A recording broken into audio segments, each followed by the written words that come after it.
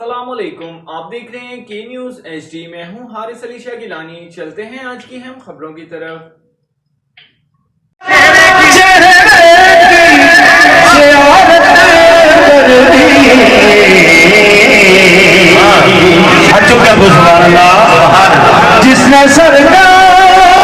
تازہ ترین خبروں سے باخبر رہنے کے لیے ہمارے ساتھ رہیے۔ لیے چلیں گے ساہیوال، جہاں سے رپورٹ کر رہے ہیں ہمارے نمائندے علی رضا۔